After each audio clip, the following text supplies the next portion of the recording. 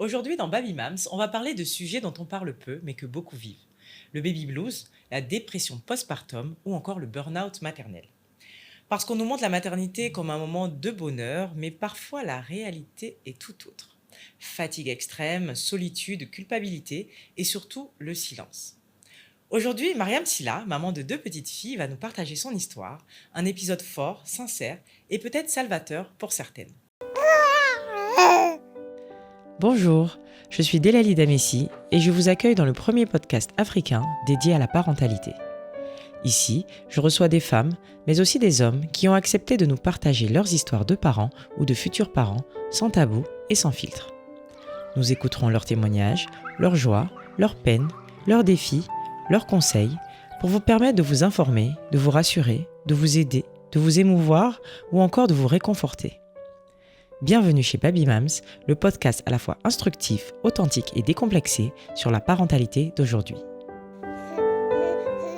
Bonjour Mariam. Bonjour Delali. Comment tu vas? Ça va et toi? Merci, ça va, merci d'avoir accepté mon Je invitation. t'en prie. Ça fait un moment que... Enfin, on avait déjà échangé sur ce sujet-là il y a un moment. Et voilà, je m'étais dit que tu as vécu pas mal de choses avec tes grossesses, tes maternités. Et voilà, c'est l'occasion d'en parler. Et je pense que ça va aider certaines Pas mamans. mal de peine. Pas mal de mamans qui vivent cela. Alors déjà, je vais te demander de te présenter. Et voilà, raconte-nous qui tu es et de qui est composée ta famille. D'accord. Merci Delali pour l'invitation. Effectivement, c'est un sujet dont on ne parle pas, où on en parle très peu, qui n'est vraiment pas connu. Donc, je suis Mariam Silla, maman de 2 enfants, une petite fille de 3 ans et un bébé qui vient à peine d'avoir 1 an, 4 mois. D'accord, donc grossesse rapprochée. Voilà, des grossesses escaliers très rapprochées. Maman récemment divorcée. D'accord. Voilà.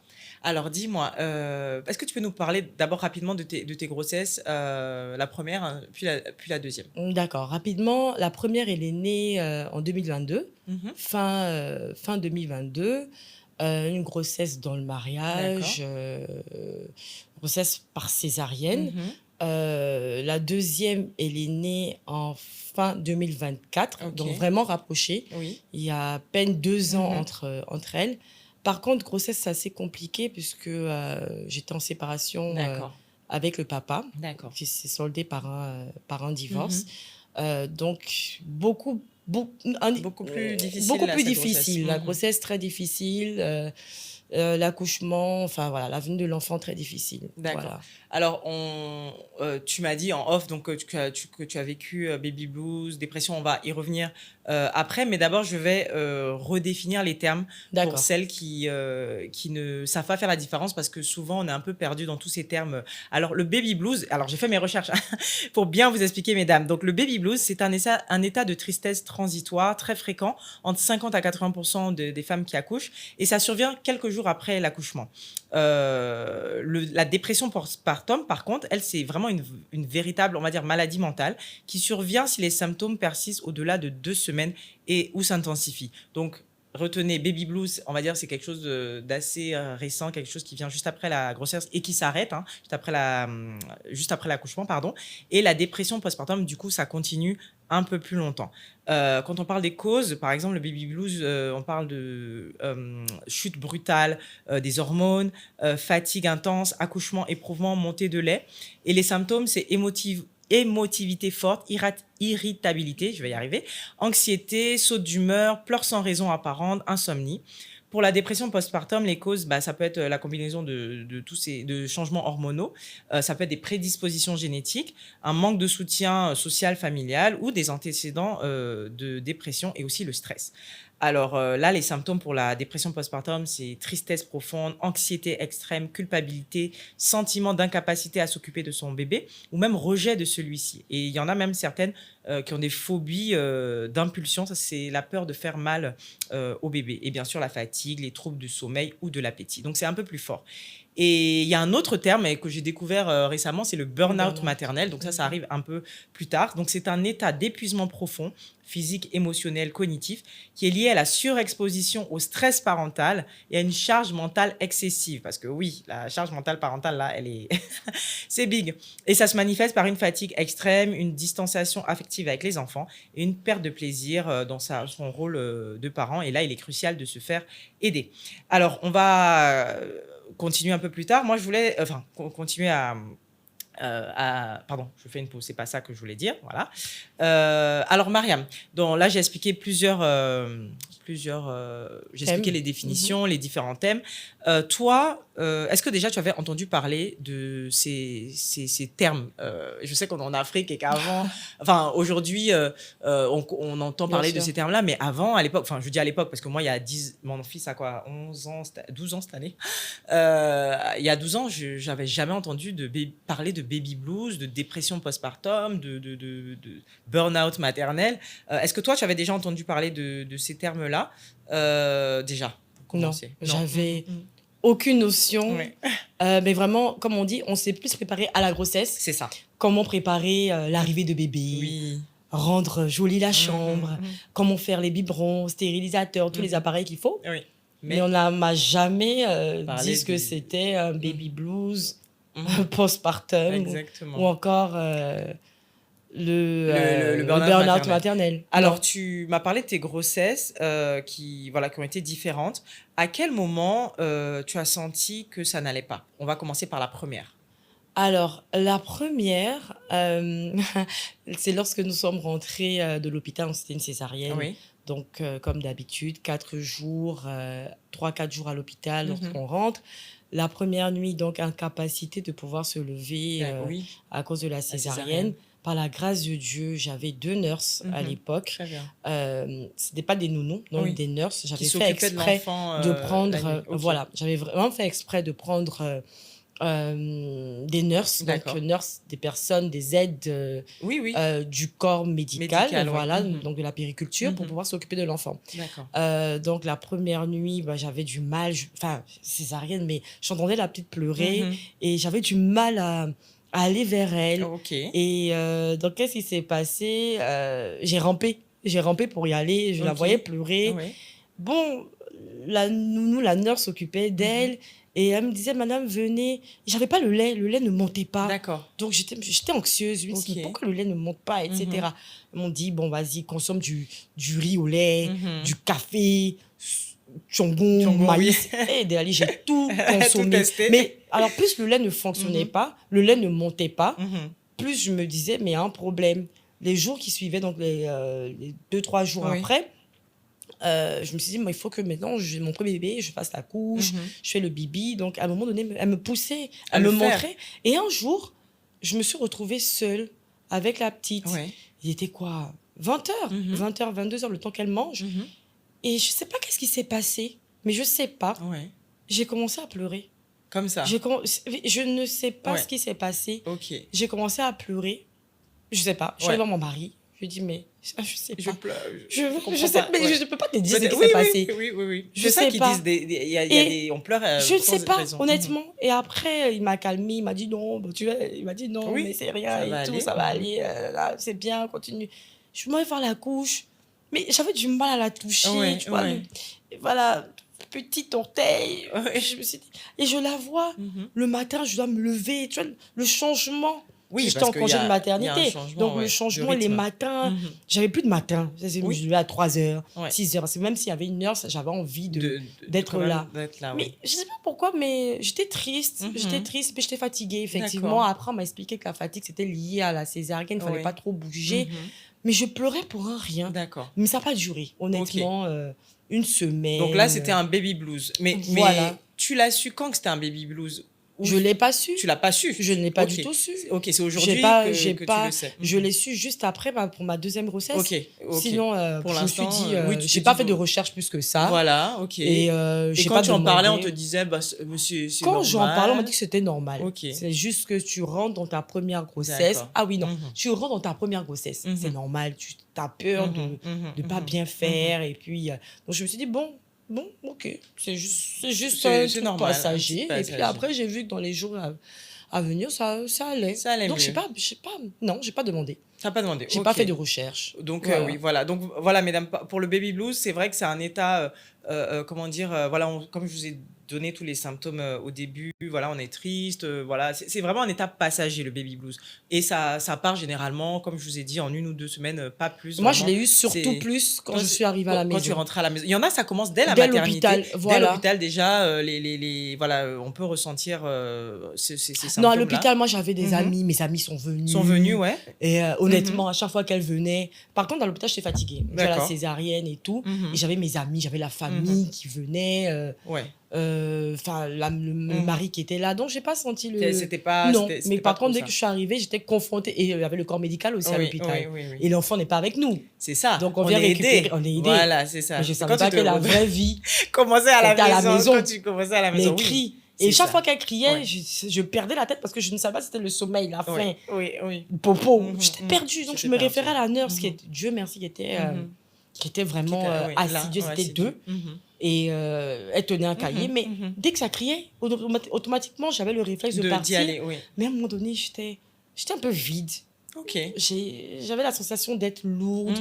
Après, je me suis dit, bon, peut-être que c'est lié aux hormones, la césarienne. Prends le temps de... Bon, mais j'en parlais pas parce que je me suis dit, bon... C'est pas trop grave. Et surtout, quand c'est ça, quand on a une nouvelle maman et qu'on découvre... oui, c'est ça, on découvre la maternité et qu'on nous dit, non, c'est pas trop grave, vous inquiétez pas, ça va passer. Bon, on se dit, OK, ça fait partie du process et tout. Moi, je me rappelle une fois aussi, pareil, c'était pareil, Mathéo, la première nuit, je crois, ou le 2e jour, on m'a dit que mon lait, il grossissait pas. Il prenait pas assez de poids, donc on ne pouvait pas sortir de la maternité pour le moment. On m'a dit ça. Et donc, ils me l'ont pris pour aller lui donner mon lait, mais à la pipette. Je ne sais plus comment ils ont fait. Mais j'ai tellement pleuré. C'est-à-dire, j'ai pleuré comme ça. J'ai pleuré. J'ai dit, je suis une mauvaise mère. Non, je ne comprends pas. Et donc, c'est vrai que quand on est nouvelle maman, c'est un peu... C'est fréquent. Je le dis tout à l'heure, 50-80% des mères vivent ce baby blues. Et souvent, on ne sait même pas que c'est ça. C'est après coup, ou quand on se documente et tout, qu'on se rend compte de ça. Alors, sa première grossesse, donc, maintenant, on passe à la 2e, donc, qui était dans un autre contexte, tu l'as dit tout à l'heure. Là, comment ça se passe et est-ce que c'est les mêmes symptômes que tu as vécu et comment ça s'est passé du coup quand tu rentrais à la maison ou si même ça a commencé à l'hôpital? La 2e grossesse est venue dans un moment très particulier. Et comme je le disais, je ne savais pas tous ces termes-là. J'étais déjà en séparation en 2 corps avec le papa, donc je l'ai vécu une grossesse... seule, voilà, pour le dire vrai, elle était difficile, elle est arrivée prématurée déjà. D'accord. Elle est venue prématurée et lorsqu'elle était arrivée, déjà, je suis sortie, j'ai eu un cerclage avant, donc j'étais alitée. Ah oui, déjà. Grossesse alitée déjà. Voilà, à 2-3 mois, j'étais 2-3 mois de la fin, j'étais déjà alitée, voilà. Des difficultés à marcher, mais j'essayais de faire tout ce qu'on doit faire, la maison, la chambre, etc. et tout. Et gérer également la présence d'un autre bébé, donc de la plus grande, qui avait à peine un an. Oui, c'est ça. À peine. OK. Donc, le cerclage, etc. et tout. Donc, lorsque j'accouche, elle est trop petite. Directement en couveuse. OK. Donc, moi, je pense que je fais 1 semaine parce que l'accouchement était un peu très difficile avec moi. Et quand je rentre sans enfant. Ah oui, elle reste à la couveuse. Elle reste à l'hôpital. Okay. Donc, je rentre. Sur le moment, je me sens fatiguée. Donc, la même fatigue, etc. et tout. Et là, je fais des allers-retours à l'hôpital. D'accord. Pour le lait, aller la voir, pour donner. Tu l'allaitais ou... Alors, je me suis dit que j'allais l'allaiter. Et là, maintenant, j'avais pris, déjà dès l'hôpital, dès que j'ai accouché, j'avais déjà pris toutes ces histoires de chongon, maïs. J'étais prête. Comment on appelle ça? Chocodie. J'avais déjà une liste. C'est-à-dire que j'avais déjà mon quotidien, mon training, checkers ici. Je me suis dit, bon, là, on m'apporte le bébé. Le lait, je fais, il n'y a rien qui sort. C'est-à-dire que j'avais même acheté le tire-lait, j'avais acheté 3 tire-lait, mais rien qui sort de la lit. Après, on me dit, non, c'est encore la césarienne qui est encore là, ça va venir. Continuez de consommer. D'accord. Je rentre à la maison, il y a l'état de fatigue. Mais là, je sais que quand je la quitte de la couveuse, je quitte, mais avec un sentiment de... Je te laisse ici, mais dans 1 semaine, 2 semaines, je reviens. OK. Tu seras à la maison, mais tous les jours, je partais. D'accord. Mais il y a le sentiment de culpabilité, tu culpabilisais un peu? Je culpabilisais pas parce que c'était pour sa santé. Je savais que c'était pour sa santé. C'est ça, oui. Et franchement, l'hôpital, mon père de publicité, c'est très bien occupé. Le suivi est vraiment important dans ce genre de choses. Oui, bien sûr. Donc, c'est vraiment important de faire un bon choix quand on sait qu'on est d'hôpital et quand on sait qu'il y a un problème. C'est ça. Auquel on est confronté, c'est vraiment important parce que j'avais le numéro de toutes ces personnes-là, de l'hôpital, des nurses. À n'importe quel moment, elles me donnaient des vidéos, elles m'envoyaient des vidéos. Donc, c'est vraiment important de faire un bon choix d'hôpital. Et je faisais, chaque jour, je partais. Ça a duré 4-5 jours. Je partais, je revenais, je partais, je revenais. Je la voyais, j'essayais avec, bien sûr, avec la complicité des infirmières, à tirer le lait. Elle me disait, c'est dans la tête. Dis-toi que ça va venir, ça va venir. À ce moment-là, j'étais bien. J'étais fatiguée, mais j'étais bien.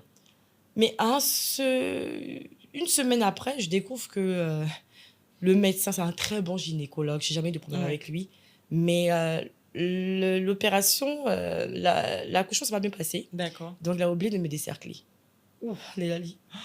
Je repars pour une autre chirurgie pour faire le décerclage. Mais non. Mais alors là, j'avais jamais entendu ça, décerclage. Voilà, il a oublié de décercler parce qu'il a dû fermer rapidement. C'est un médecin vraiment hors pair qui est très bien, qui est connu sur la plateforme, mais je ne l'ai pas voulu parce qu'il devait fermer le ventre rapidement parce que j'étais pas bien et il fallait me remonter. Enfin, voilà. Donc, je lui en voulais pas, mais le fait de repartir là-bas, décercler la journée, anesthésie générale, ça faisait 2 anesthésies en peu de temps. Quand je suis revenue, c'était difficile parce que il fallait gérer la petite. Et 2 jours après, on m'annonçait que c'est bon, elle a eu son poids, on obtient le poids pour la sortie. Il fallait encore aller la chercher. Alors, c'est là le calvaire commence. Alors là, les 2 premières nuits de Lali, j'étais en mode, la nounou était là, la nurse était là, toujours la même, accompagnée d'une autre personne, mais elle qui faisait plus le ménage. Et là, j'étais en famille. D'accord. Important de le signifier. J'étais en famille, donc je m'étais dit, ça va gérer, pas de souci. Alors, les 2 premières nuits, vu que les chambres étaient communicantes, j'avais la petite de 1 an. D'accord. Et j'avais le bébé de quelques jours. Pas de quelques mois, de quelques jours. Donc, quand la petite se réveille, le bébé se réveille, l'autre automatiquement se réveille. Qui n'a pas encore compris qu'elle a une sœur, qu'elle a un bébé. Donc, quand je prends l'autre, à 3h du matin, il y a l'autre qui vient. Donc, je suis là comme un zombie à 3h, 34h. Je me suis dit, Seigneur, mon Dieu, à quel moment? J'ai fait la première nuit. La deuxième nuit, Lélalie, j'ai dit non. Non, je peux pas. Je peux pas. À quel moment je vais dormir? Et donc, quand le bébé commence à pleurer, la nounou m'appelle. La nurse m'appelle. Et là, j'avais une nurse maintenant. Donc, les 2, je suis restée avec une qui m'a suivie chez mes parents. Et elle m'appelle, elle me dit, Madame, le bébé pleure. Alors là, Lélalie, je sais pas, je n'avais pas pu gérer. Et cette nuit-là, je me rappelle, j'ai vu le bébé, j'ai vu ma petite, et là, je me suis mise à chialer. Et là, je t'avoue que je me suis sentie, désolée, je me suis sentie, j'avais plus de force. Mentalement, moralement, je me suis dit, waouh, je peux pas. C'est trop. Et là, la petite me regardait, l'aînée me regardait avec les yeux, maman, bébé pleure. J'étais là, gère quoi. Tu pouvais juste... Et la nurse était partie aux toilettes. Et j'entendais la petite pleurer. Il était pratiquement 3h du matin. Et j'étais là, mais j'étais fatiguée. Je veux dire que j'avais la petite. Maman, bébé pleure. Pépisseur. Comme ça, elle l'appelle. Pépisseur pleure. Et j'étais à bout. J'étais à bout, je l'ai laissé. Honnêtement, je l'ai laissé. C'était trop et la nurse qui me dit, Madame, elle pleure au fait. J'ai dit, non, c'est ton rôle, c'est ton travail. Elle dit, mais vous êtes la maman, au fait. Oui. Et je lui dis, mais non, t'es payée pour. Et elle me dit, non, madame, je suis payée pour, mais elle a besoin de vous. Et je lui ai dit, Anita, je veux rien comprendre. Là, ça va pas. Ça va pas. Je veux pas. Elle a pris l'enfant, elle me l'a mise. Et quand elle me l'a mise, elle m'a dit, madame, restez couchée avec elle. Et là, je l'ai prise, mais il y a eu un tout. Je ne peux pas te dire si c'était baby blues. Oui, je veux bien. Vous avez un mouchoir, s'il vous plaît. Si c'était un baby blues, un postpartum, je ne saurais pas te dire ce que c'était. Mais j'ai eu le bébé qui n'a rien demandé à venir au monde, tu vois. Et j'étais là en mode, putain, je vais te voir de gérer pendant pendant une bonne partie, quoi. Ouais. Et la petite était à côté de moi 1 an. Je me sentais impuissante. Mais, ouais. Je me sentais impuissante. C'est-à-dire que j'avais les deux. J'avais un ici. Et puis, j'avais l'autre couché ici. Et le lait qui montait pas. Puis, plus le lait montait pas, plus l'autre criait. Le bébé criait. Ouais. Et c'est comme si Dieu me disait, mais tiens-toi, sers-toi de la plus grande, donne-lui le biberon. Ouais. T'es pas une mauvaise mère, au fait. Prends le biberon. Le lait vient pas. Mais là, je me culpabilisais parce que je me suis dit, j'arrive pas à allaiter. Tu sais, en Afrique, on dit que le lait. Il y a une telle. Il faut que je fasse une émission sur l'allaitement. Le lait, une bonne maman doit donner le lait. Comme la césarienne, c'est pas la grossesse. Il faut accoucher normalement. Mais je sais pas quoi te dire. Une femme qui accouche par césarienne, mais c'est 3 fois plus douloureux. T'as des tranchées. Mais on n'en parle pas des tranchées. Ah non, mais. Quand tu reçois des personnes, là. Oui. Quand t'allaites, ça. T'es là. Non, bien sûr, il y a une pression sur les sessions d'allaitement. Et la deuxième, pour te dire, mais c'était long. long. Donc là, du coup, c'était plus une dépression postpartum, parce que ça a duré, là. Tiens-toi bien. Au départ, c'était une dépression postpartum, comme on peut le dire. Mais... Est-ce que tu t'es... excuse-moi de te couper. Comment tu as... Parce que là, tu allais pas bien. Pour la première, on t'a dit ça allait passer, c'est passé. Effectivement, c'est un baby blues. Mais là, ça ne passait pas. Combien de temps ça a duré Mais ça, je vais pas te mentir, ça dure là, ça continue. Oui, parce qu'elle est encore petite, la petite. Elle est 8 mois, 8-7 mois, où ça n'allait pas, parce qu'il y a des nuits où même si la nurse elle est là, tu es seule avec l'enfant. La petite, elle a besoin de toi. L'aînée, même si c'est une aînée, elle reste encore un bébé. Oui, elle a parce que 2 ans maintenant. 2 ans. Elle avait 2 ans, 6 mois là. 2 ans, 6 mois, c'est quand même encore un bébé. C'est bien sûr. Qui accepte difficilement. Bien Donc, sûr. si tu veux, il faut amener la première à comprendre qu'elle a une petite sœur et que tu dois aider maman à pouvoir gérer.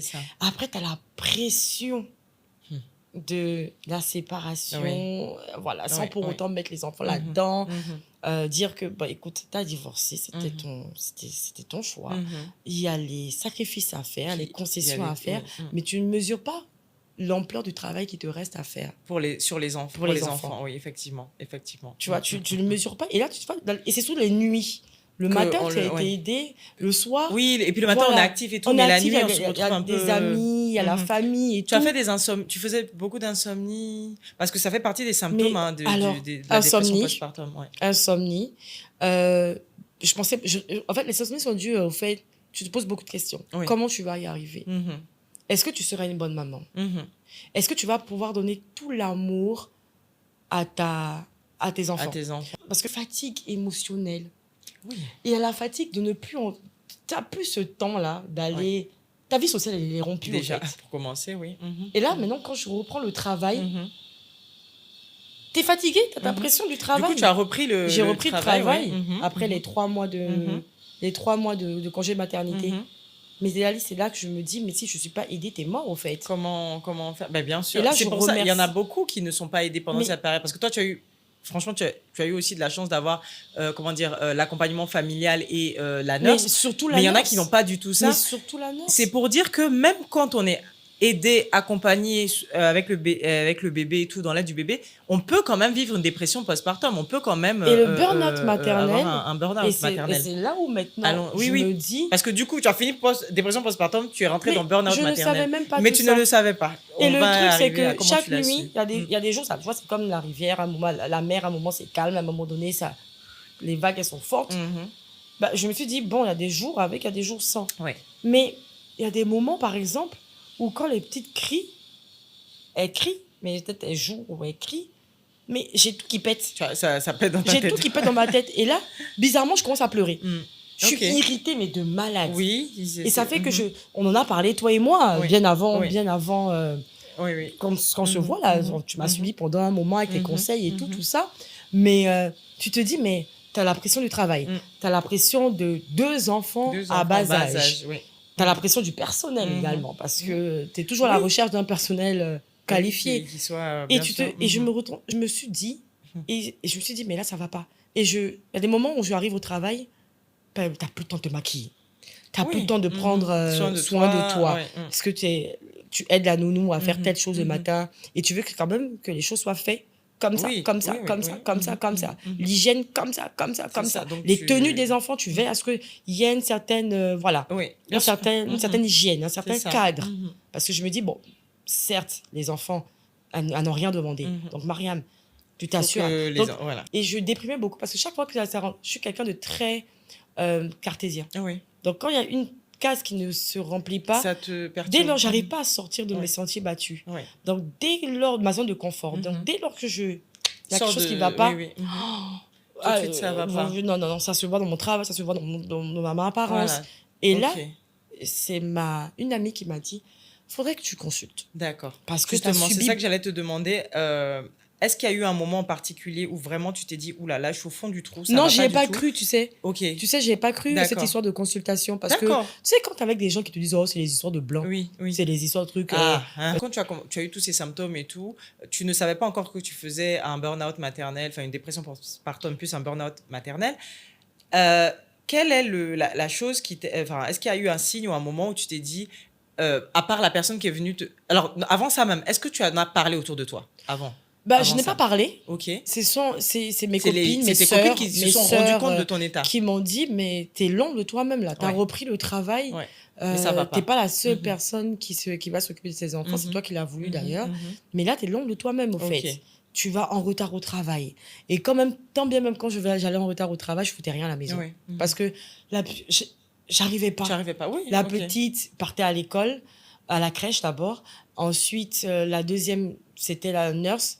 Je me reposais, mais je réfléchissais beaucoup. Et puis, il y avait une grosse fatigue. J'arrivais pas à évacuer. Si tu veux, je pensais plus à demain alors qu'il y avait des problèmes aujourd'hui à régler, surtout le bien des enfants. Je réfléchissais trop. Et donc, elles m'ont fait asseoir. Elles m'ont fait asseoir. Intervention. Elles m'ont dit, là, on peut te parler.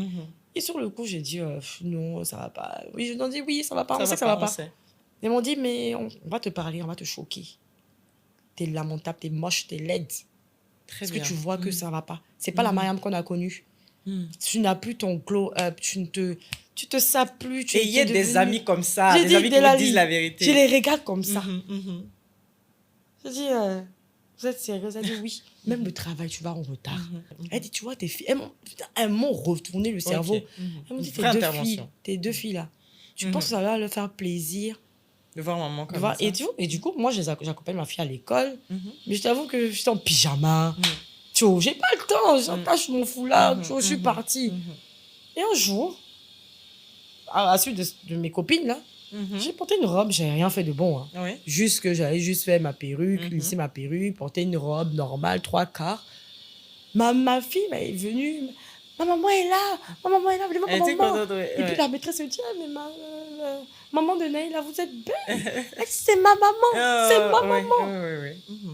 Donc j'ai raconté aux filles dans notre groupe et tout, elle dit, Mariam, il faut que tu consultes. C'est là qu'elles t'ont dit, il faut que tu consultes parce que il y aura des jours avec, il y aura des jours sans. Et il y a des choses que tu ne peux pas nous dire à nous parce que nous sommes tes amis. Et tu vas penser qu'on le dit parce qu'on a connu ton histoire ou on connaît tes défauts, tes qualités. Donc, non, il faut que tu consultes. D'accord. Et c'est à ce moment-là que au départ, j'ai dit, tu as fait des consultations. Oui, parce que comme on l'a dit, souvent, ces histoires de psy, on dit non, c'est pour les blancs.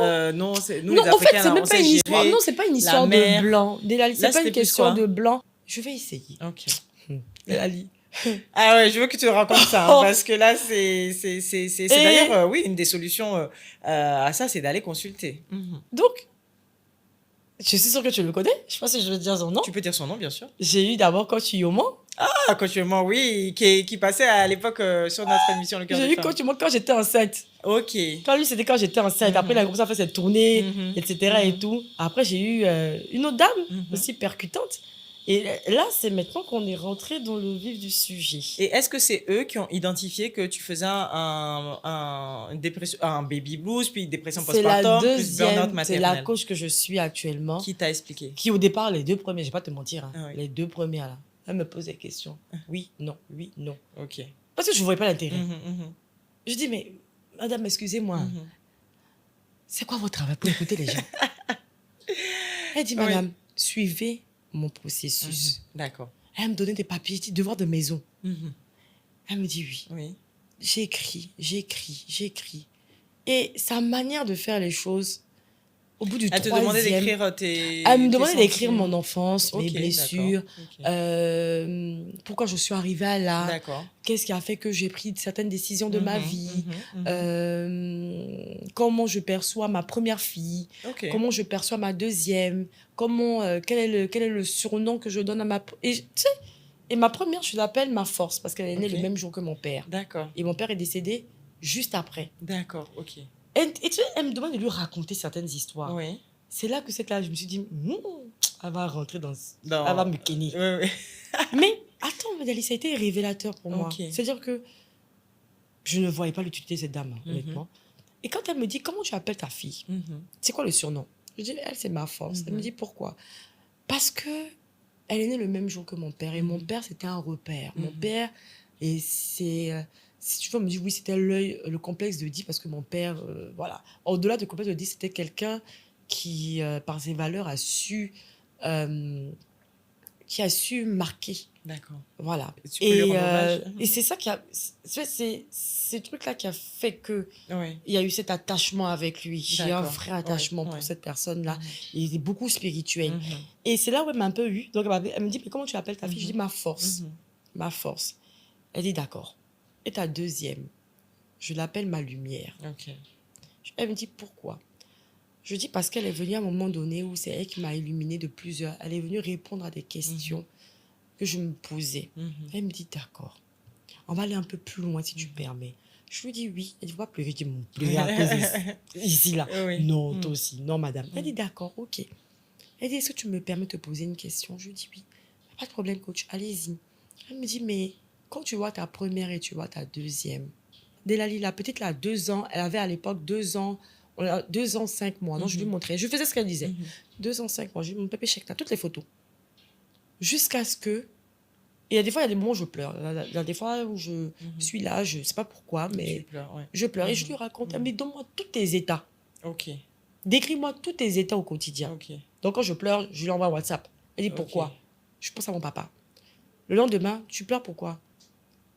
Quand tu pleures, comment ta fille réagit? Essaie de ne pas pleurer devant ta fille. Parce que tu vas lui transmettre. Je dis, mais écoute, quand je pleure devant ma fille me dit, et je te jure, j'étais choquée. Elle prend le mouchoir, maman, arrête. Pépé va pas aimer de te voir comme ça. C'est vrai, ouais. Ah, ouais. Là, oui. Je t'avoue que... Oui. Ça t'a beaucoup... À chaque fois qu'elle fait ça, je me dis, est-ce que c'est mon père qui parle par la petite? Est-ce que... Et je t'avoue qu'à chaque fois qu'elle le fait, j'arrive pas à ne pas pleurer devant les enfants. Tu sais, des fois, t'es avec les enfants, la charge, ça te... je sais pas, je sais pas pourquoi. Des fois, peut-être la nuit, par exemple, tu vois, avant-hier, nuit comme ça, il se passait rien, je suis dans un bon mood. J'ai raconté une histoire et tout ça. Et je sais pas, par malheur, il y a une qui s'est réveillée. Et toujours, quand il y a une qui s'est réveillée, il y a toujours une autre qui se réveille. Et la nurse, franchement, j'ai une... Super nurse, Ça, c'est Dieu qui me l'a amené. Elle m'a dit, madame, arrêtez TikTok, venez. venez les prendre. On se met dans mon lit. Et je sais pas, j'ai les deux, mais il se passe rien. Hein. On rigole, on truc... Et elle prend mon téléphone maintenant, elle regarde les photos. Elle dit, Pépé. Et je sais pas. Et je lui dis, papa, je lui fais tout pour lui montrer. Mémé, nanana. Et là, je sais pas. Il y a une vague de tristesse. Et je commence à pleurer. Je me rappelle qu'elle dit, papa. Et quand je commence à pleurer devant l'aîné, elle me prend dans ses bras très fort. Et elle va dans la douche, elle va chercher un mouchoir. Elle a dit, non. Tu pleures pas. Et c'est là, je me dis, qu'est-ce qui m'arrive? Que je me ressaisisse. Mais et là, j'explique à la coach, à ce moment-là, je ne sais plus si c'est ma mère qui est là ou c'est moi qui suis la mère. Toi qui suis... je ne sais plus, au fait. Elle m'a dit, ça va arriver. Tu vas comprendre, parce que là où je veux en venir. Décris-moi après. Pourquoi elle, la lumière? Je dis, Meira, la deuxième, c'est l'état de la grossesse qui a été difficile. C'est tout mon ressenti. J'ai fait 9 mois où je pleurais. Enfin, 7 mois où je pleurais constamment, où j'étais seule, où beaucoup de questionnements, beaucoup de choses que j'ai enfouies. Et à ce moment-là, j'ai commencé à plus lui parler. D'accord. J'ai commencé à beaucoup plus s'ouvrir à elle. Elle me disait, Marie, c'est Mariam. Je te dirais pas, va à l'église, va faire ci, va faire ça. Parle à ton Dieu. Et tu vas comprendre certaines choses. Tu es en train de faire burn-out maternel couplé d'un dépression postpartum. Ah oui. En fait, toi, tu as eu la totale. C'est pour ça même que tu suis ce sujet-là. J'ai dit, mais la totale. J'ai dit, mais ça veut dire quoi ça? Elle dit, mais tu continues dans ça parce que tu as vécu un traumatisme, un décès de ton papa. Le décès de ton papa, plus la séparation. La séparation. Avec 2 enfants en bas âge. Et les enfants sont rapprochés. Donc, toi-même, tu te retrouves Donc, dans ce virage-là, tu dois te retrouver. C'est un travail de longue haleine. Ah, mais oui. Et tu es dedans. Tu es dedans, tu es en plein dedans. Encore. Tu es dedans. Et la seule manière, c'est la prière. Et ne pas garder pour toi. Quand ça ne va pas, pleure. Mais pleure seul. Oui, pas devant les enfants. Et surtout la prière. Et fais-toi accompagner. Je suis complètement fatiguée. Je peux faire mes 6h30. Je me réveille. Et je ne me réveille pas bien. Parce que je me réveille toujours par un cri. Oui, oui. L'autre qui ne veut pas aller à l'école. L'autre qui doit aller tétine. Ce n'est pas une dépression postpartum. Parce que la dépression postpartum, c'est après ta grossesse, 1 semaine, 2 semaines. Mais ça, c'était le baby blues. Ensuite, tu as continué avec la dépression postpartum. C'est-à-dire, voilà. Parce que là, effectivement, tu as eu tous les symptômes de dépression que j'ai cités plus haut et couplé d'un burn-out maternel. Qui continue, puisque c'est des enfants, tu as plein de choses. Il y a plein de choses au quotidien qui s'ajoutent. Il s'agit que, même si, par exemple, il y a un problème de personnel à la maison, il y a une qui est défaillante, ça me fatigue. Ça chamboule. Ça me fatigue. Est-ce que tu as des moments où tu cries, tu trouves que tu cries trop? Ah oui. Parce que là, tu as des cris, et puis, parce que je repartais sur les symptômes là, de burn-out maternel, entre l'épuisement intense, est-ce qu'il y a irritabilité, perte d'efficacité et culpabilité et honte? Donc, c'est vrai qu'à un moment donné, tu disais que tu culpabilisais, que tu te sentais un peu mauvaise mère. Mais est-ce que oui, des fois, tu trouves que tu es très irritée, irritable? Je t'avoue, pour te dire la vérité, sur 7 jours, j'écris 5 fois. 5 jours. Ouais. Si tu es maman et que tu es à la recherche de nouvelles clés pour progresser dans ta vie de parent, dans ta vie de femme ou encore dans ta vie professionnelle, alors ce message est pour toi. Je vous l'avais annoncé et aujourd'hui, ça y est, ça se concrétise. J'ai le plaisir de lancer ma communauté et je l'ai nommée les Mama Benz, une communauté de mamans, mais pas que. Je vous parle ici d'un espace réel, structuré, un espace sans tabou où on peut partager nos expériences, nos réflexions, nos ambitions et surtout apprendre les unes des autres pour progresser ensemble. Cela fait plus de 10 ans que j'accompagne des parents au quotidien. Entre ma crèche, mon application de suivi de grossesse et d'accompagnement parental ou encore mes différentes émissions de parentalité. Ce sujet pour moi, ce n'est pas juste un travail, c'est une passion, un engagement. Et aujourd'hui, j'ai envie d'aller encore plus loin avec vous. Dans cette communauté, vous allez retrouver des échanges entre parents, des conseils concrets, des meet-ups en ligne et physiques, des bons plans, mais aussi c'est un espace où je vais me livrer davantage, partager mon expérience de femme et de mère de manière plus profonde. On pourra aussi débriefer ensemble des passages du podcast qui vous ont le plus marqué, aller plus loin sur certains sujets et transformer ces discussions en actions concrètes dans notre quotidien. C'est un espace privé, accessible sous forme d'abonnement, parce que je souhaite qu'on construise quelque chose de sérieux, de qualitatif, avec des personnes vraiment engagées. Alors, si tu veux faire partie de cette communauté, si tu veux continuer à évoluer, entourer, soutenu, inspiré, je t'attends. Il te suffit de scanner le QR code qui s'affiche à l'écran ou de cliquer sur le lien en description de cette vidéo. À très vite les Mama Benz. C'est-à-dire que, alors que je suis toutes ces histoires de parentalité, pour ne pas citer les noms, les cris vont pas arranger. Je m'en fous, j'ai dit qu'elle est là, le chauffeur les attend. Madame, elle ne comprend pas les écrits. Au coin, je la chicote, donc j'ai 3 bouts de 3 bouts de chicote là-bas. Et elle me dit que le burn-out, c'est ça. Ouais. Mais justement, donc, elle a identifié ça avec toi. Une fois que c'est été identifié, on a mis des mots sur ce que tu vis. Je ne veux même pas dire vivais et vis actuellement, parce que ça continue. Elle t'a donné plusieurs solutions. On va arriver sur les solutions maintenant, parce qu'on a dit que bon, pour le baby blues, ça passe. Mais pour la dépression postpartum et le burn-out maternel, on a dit vraiment qu'il faudrait déjà consulter. La prière aide beaucoup, tu l'as dit. Est-ce qu'il y a d'autres solutions clés? Parce que moi, j'avais vu...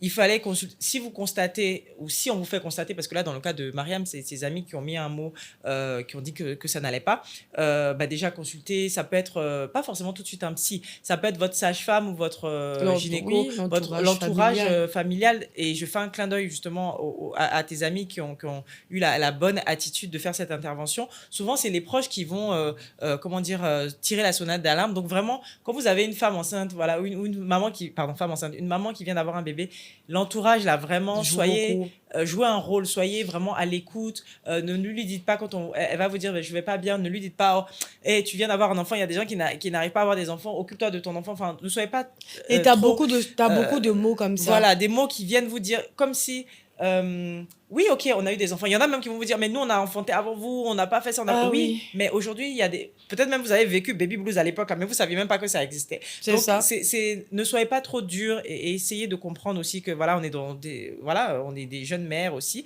et qu'on ne sait pas. Vraiment, c'est mode d'emploi. Mais Délaly, tu sais qu'on te parle de 4e semestre. J'ai dit mode d'emploi, c'est comme... Oui, on te parle de 4e... Oui, parce qu'en fait, tu sors de ta 3 trimestres, là. 3 trimestres. Oui, c'est donc 4e trimestre. 4e trimestre, ce truc-là, parce que le postpartum, c'est ça, c'est tellement de choses. Et tu sais, toutes les femmes passent par là. Hein. Baby blues, au moins le baby blues, c'est ce que je disais, 50-80%. La dépression postpartum, effectivement, c'est autre chose, c'est vraiment là, c'est un autre niveau. Et effectivement, comme je disais, allez parler déjà, soit à votre entourage, soit à un psy après, mais ça peut être votre médecin, votre gynéco, votre sage-femme.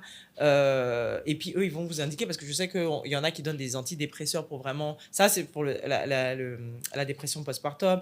On peut même, il y a des antidépresseurs même compatibles avec l'allaitement, j'ai vu. Des gummies. Voilà, des trucs comme ça. Déléguer les tâches ménagères. Alors, ça, c'est pour celles qui ne sont pas aidées, parce que, bon, nous, dans nos pays africains, on est aidés. Mais vraiment, essayer de... Il y a des moments délégués, que ce soit à du personnel, ou ce soit si vous êtes en famille, ça peut être quelqu'un qui prend le relais. Le bébé, le bébé, s'il pleure trop et tout, quelqu'un qui prend le relais, qui vous décharge. Des fois, même, l'histoire, moi, je me rappelais, mon combat, c'était la douche. Prendre ma douche, avoir 5 minutes sous la douche, là, c'était un truc, c'était du luxe. Parce que je me rappelle, Mathéo, première grossesse, il tétait tout le temps. Et moi, je voulais juste être propre, sentir bon, pas sentir le lait. J'avais l'impression d'être une vache. Et je me disais, mais une vache à lait. Vraiment, c'était dans ma tête, c'était ça. Et je demandais juste... Et donc, Dieu merci, j'avais ma maman. Et c'est ma maman qui prenait des fois le relais comme ça et qui faisait en sorte que je puisse prendre 5 minutes sous la douche. Donc, vraiment, aussi, ne soyez pas isolés. On parle de prendre du temps pour soi aussi, c'est tellement important, rien que d'avoir 1 heure peut-être dans la journée, rien que pour soi. C'est difficile. C'est pas évident, parce que comme tu as cité ta journée, là, quand on rentre comme ça du boulot, on n'a pas souvent ce moment-là. Tu sais que ça m'arrive des fois de rentrer à 17h, de finir mon travail, et puis de dire... Je vais rester encore dans le parking du travail. Et rester là comme ça. Et puis, je casse le siège. et puis, je reste comme ça 20-30 minutes. Je dis, j'appelle à la maison. Allô? C'est comment là-bas? Madame, elles sont pas en train de dormir. Venez. Et on en rigole. J'ai dit, mais vous, ça peut être ça, rester dans la voiture 5 minutes pour souffler. Prendre le temps d'eux. Et puis, tu as parlé aussi des groupes de parole. C'est très important de libérer. Bon, là, on en parle aujourd'hui sur le sujet, mais je trouve que c'est de plus en plus, les femmes arrivent à libérer la parole sur certains sujets. Et je pense qu'il faut le faire encore plus. Moi, là, j'ai lancé ma communauté, les Mama Benz. Et ça va être tu vois, on est là, on discute de ce genre de sujet. Parce que des fois, tu parles... Tu te rappelles, un jour, tu m'avais dit, il faut créer un groupe WhatsApp où on puisse parler de certains sujets. Parce que des fois, là, on est juste énervé, on veut juste parler. Juste parler. Je me rappelle combien de fois je t'ai appelé par rapport à ce que tu sais. Et puis, je t'ai dit, je t'écoute, je suis là, je parle et tout. Donc, c'est aussi pour ça que j'ai créé la communauté Mama Benz, parce que je pense que ça va aider beaucoup de femmes à aussi parler, juste échanger, discuter entre Et tu sais, des fois, on a peur aussi. Oui. On a peur de se faire juger, on a besoin que notre sujet soit béré. Alors que non, on veut vraiment... Alors qu'il y a des personnes qui sont vraiment là pour donner leur avis, donner leurs conseils. Oui. Et tu sais, tu parlais du burn-out maternel, et je t'écoutais parce que j'ai cherché un peu les solutions par rapport à ça. Et quand tu disais, tu décrivais ta journée et tout, et tu disais, je suis une super maman. Et nous, les mamans, on veut être des super mamans et on veut prouver qu'on peut tout gérer. Et en fait, c'est ça aussi, le burn-out maternel, parce que on se dit... Il y a une pression. Il y a une pression de fou, et on se dit, non. si je fais pas ça, on va me mettre, on va dire c'est parce que souvent là, c'est pas le papa qu'on regarde, hein, c'est la maman, tu vois, on va dire mais ça c'est ta maman ceci. Donc on se met une pression. Mais des fois il faut juste reconnaître qu'on peut pas être des super-woman, enfin on peut pas être des super mamans tout le temps c'est-à-dire que les 7 jours de la semaine, là, on peut pas être ces 7 jours tout le long de l'année au top niveau. Il faut pouvoir accepter que des fois là. C'est vrai. Écoute, là, maman, elle peut pas. Genre là, maman ne peut pas, ou je ne peux pas, truc, et je peux pas gérer là, à ce moment-là. Je vais me reprendre, donc ça peut prendre, je sais pas, comme tu as dit, des fois, tu es là, tu es dans ta voiture, ouf, tu as besoin de ce temps comment dire, de répit. De répit, et puis après, tu reviens. C'est pour ça que moi j'insiste beaucoup sur les temps pour soi. Moi je sais que, alors moi je suis la championne des temps pour soi. Dès que ça non, t'es partie. je suis partie. Voilà, je trouve que, tu sais, moi je me demande comment tu fais parce que mais ça c'est parce que je me suis, alors ça c'est vraiment un truc que comment dire, je me suis obligée à le faire parce qu'en fait on est tellement pris dans notre quotidien et dans nos choses. À un moment je me suis dit il faut que je prenne des rendez-vous avec moi-même, que je crée des moments pour moi et moi seule. C'est-à-dire que si demain je veux partir, au début, avant, parce qu'on va parler aussi c'est des questions aussi de finances. C'est pas tout le monde qui peut se lever, prendre un avion et partir. Clairement. Mais comme tu dis, des fois, ça peut être juste, je vais juste à côté. À Bassam, à côté, je vais prendre un hôtel. Je me rappelle au début, je réservais une chambre ou un week-end, quand ils étaient en week-end chez leur père. Je prends mon hôtel, je suis là, je ne fais rien. Room service, dormir, lire, prier, faire des trucs vraiment, aller au spa parce que j'aime ça. Et je suis reload, mes batteries ont été rechargées et je suis en forme pour quand les enfants reviennent être bien, sans crier, sans truc. Parce que quand tu prends pas du temps pour toi, bah oui, c'est très facile. En fait, on est très vite irrité dès que l'enfant va faire un truc là. Oula, tu commences à crier. Et je me rappelle une période, je criais beaucoup, mais c'est parce que je prenais pas assez de temps pour moi. Et je me rappelle, Mathéo m'a dit, maman, en ce moment, tu cries beaucoup, hein. Ça va? Et là, je me suis rendue, non, je crois, là, non, ça va pas. Maman a besoin de se reposer, maman a un truc. Et des fois, il faut pas hésiter à dire aux enfants, là, maman est fatiguée, maman a besoin de temps, maman a besoin d'être bien avec vous, donc maman va prendre un peu de temps pour elle. Et pas culpabiliser pour ça. Parce que souvent, en tant que mère, on culpabilise. Ah, là, je vais aller faire un truc pour moi. C'est ça, oui. Juste aller chez le coiffeur, par exemple. Aller prendre le temps d'aller chez le coiffeur. Aller prendre le temps d'aller faire une manicure. Aller prendre le temps, je sais pas, aller prendre une glace seule, même, ou je sais pas, aller au resto seul. Ça, même, c'est un truc que j'ai appris à faire. Manger seul. Ouais, c'est un truc. Chaque fois que tu le fais, je te dis, mais non, c'est pas comment tu arrives. Non, mais parce que tu es là, tu te retrouves avec toi, tu fais des choses que tu aimes. Et je me dis, ça peut être 1 heure dans la semaine. C'est pas forcément d'être tous les jours, mais ça peut être 1 heure dans la semaine. Lire un bon livre. Moi, j'adore lire. Ça peut être aller à l'église 30 minutes, aller faire. Tu vois, c'est vraiment des petits moments, mais c'est des moments où tu te recharges et tu reviens, comment dire, tu reviens meilleur. Mais là, c'est la même chose que la crèche. Oui. Regarde, quand je t'ai eu avant-hier pour te dire j'ai pas de. L'autre s'est barré et tout. La nounou qui part. Je savais pas. Alors, je me suis dit, écoute, j'ai pas le choix. Là, je voulais la déposer à la crèche parce que Anita, elle était très occupée. Et j'ai pas trouvé de. C'est quelqu'un qui répond à mes besoins. J'ai déposé à la crèche. Mais alors, quand on me demande, mais elle est où, Mira? BBDN en 3 mois, là. BBDN en 3 mois. Donc, du coup, je dis, mais ça existe. Oui, les crèches, ça existe. Mais bien sûr, bien sûr. On te dit, mais toi aussi, BBDN.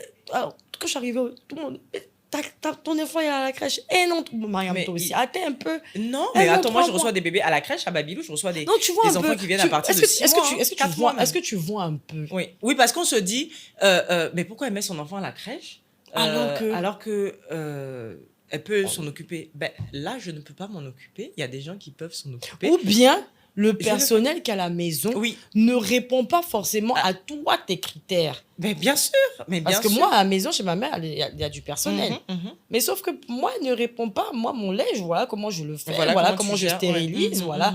Et puis aussi, la crèche, ça fait qu'à un moment donné, elle sociabilise, elle est avec d'autres personnes, elle va pleurer. Et il y a des centres adaptés. Bien sûr, pour vous décharger, mesdames. Parce que souvent, pensez à ça, pensez à déléguer, pensez à faire des pauses, pensez à vraiment prendre du temps pour vous. C'est vraiment, je pense que c'est vraiment la clé. Je ne sais pas si t'as donné d'autres tips. Est-ce qu'il y a des choses qui m'ont aidé, qui t'ont aidé concrètement? Est-ce qu'il y a des choses peut-être qui ont moins marché avec toi, d'autres qui t'ont, et les choses qui t'ont vraiment aidé dans ce processus-là? Ce qui m'a beaucoup aidé, c'était déjà de prendre du temps pour moi, d'assumer de réaliser du moins Oui. que je n'étais pas bien. Mhm. Je n'étais pas bien moralement et que de vraiment prendre conscience que je n'étais pas bien et que j'ai fait un choix. Ensuite, prendre conscience de mon état. Oui. Ça ne va pas. Donc, savoir faire la part des choses entre ce qui est ça et ce qui n'est pas ça. M'a dit, madame, c'est la faites attention. Parce que vous allez vouloir faire beaucoup de choses pour montrer aux gens que vous allez bien. Oui. C'est ça le problème. Il ne faut pas montrer aux gens que vous n'allez pas bien. Il faut vous montrer à vous-même que vous n'allez pas bien ou que vous êtes bien. Totalement. En voulant aller tout le temps dehors, répondre à toutes ces sollicitations, montrer que vous êtes sur votre meilleur des angles, ça ne va pas vous apporter. Prenez le temps de faire une réelle remise en question sur vous-même. Elle m'a dit, quatrièmement, apprenez à vous connaître. Vous êtes aujourd'hui à un stade qui est comme ça, essayez de faire des petits pas. Chaque semaine, essayez de faire des petits pas. Mais les plus petits pas. Des petites choses. Oui, des petites choses qui... Et au départ, je négligeais, je me suis dit, mais pourquoi faire des petits pas? Elle dit, vous allez voir que c'est des petits pas qui vous font des grands pas. Puis j'ai dit, bon, ok, allons-y. Mais je vous dis, mais vraiment des petits pas. J'ai essayé. Et après, je me suis dit, ah tiens, je commence à mieux aller. Je commence à moins faire attention à ça, moins faire attention à ci, ne pas scroller des comptes qui ne m'apportent rien. Qui t'apportent rien, bien sûr. Et donc, du coup, à un moment donné, j'ai commencé à beaucoup plus prier à ma manière. Tu vois, parce que nous, on est musulmans, donc c'est 5 prières. Et toi, à un moment donné, je prie. Et puis, à un moment donné, Dieu ne te répond pas comme tu veux à ce moment précis. Et tu perds patience. Tu dis non, tu arrêtes. Je repars encore vers elle. Je suis fatiguée. Elle dit, mais ta prière là, c'est parce que aujourd'hui, on peut. Et puis, j'ai appris. Elle m'a permis également de... Elle m'a dit, mais Mariam, regarde, va en arrière, j'ai raté une promotion. Et je commençais plutôt à reprendre confiance en moi. Je commençais à aller sur des choses plus saines. Une reconstruction professionnelle. J'ai commencé des cours. Je dis, bon, écoute. Tu vas au spa, tu prends du temps pour toi. J'étais tentée à prendre mon téléphone. Je dis, non, tout se passe bien. Elles sont dans de bonnes mains. Il ne va rien leur arriver. Elles sont avec la nurse. T'es 1 heure, 2 heures. Allez, j'ai pris plaisir. Et j'ai commencé à changer toute ma garde-robe. Mais je me suis dit, non, c'est terminé. Je casse avec mon passé. Je casse avec... mon père, il est parti.